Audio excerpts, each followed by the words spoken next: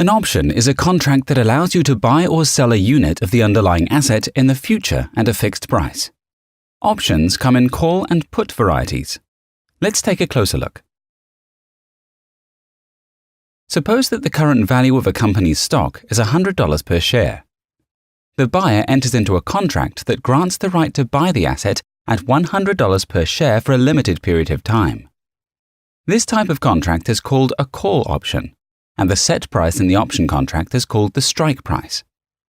For the purpose of this example, we will say that the cost of this contract is $2. In other words, this is the price of the option.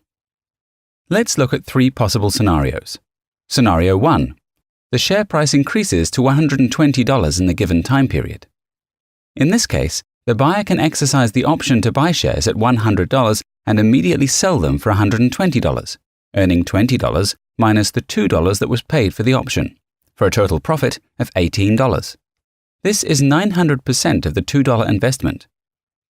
Scenario 2. If the share price drops, for instance, to $80, it isn't profitable to use the option and buy shares for $100. So the option runs out and the buyer loses the $2 invested in the option. Scenario 3. If the share price increases to $102, the income will be $2, which covers the amount paid for the option. This share price, beyond which the trader will make a profit, is called the break-even level for the purchased option. A put option works the same way, but in the opposite direction. With a put option, the option holder has the right to sell shares at a predetermined price.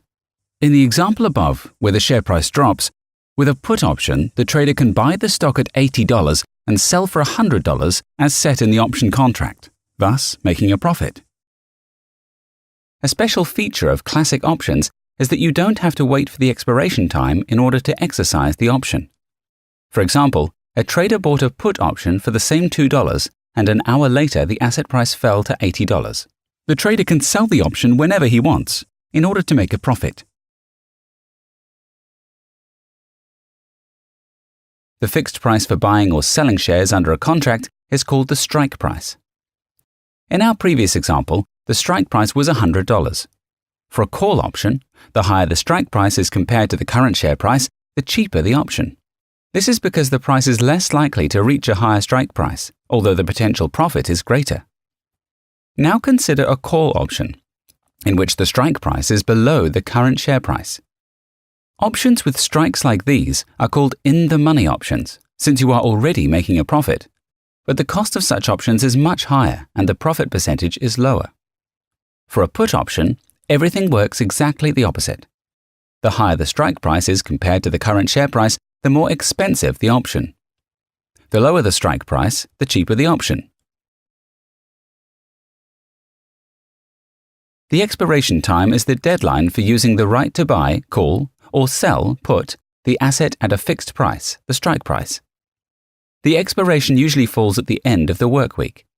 This means, for example, that you can buy an option for the end of the current week or the following week or for the last week of the selected month. The farther the expiration is from the current date, the more likely the price of the asset will move in the direction the buyer wants, so the more expensive the option. The cost of options is determined by the market. We use 13 option exchanges. Market conditions depend on a combination of many factors: supply and demand among traders, price volatility in the past, time to expiration, and more. We wish you successful trading on the IqOption platform.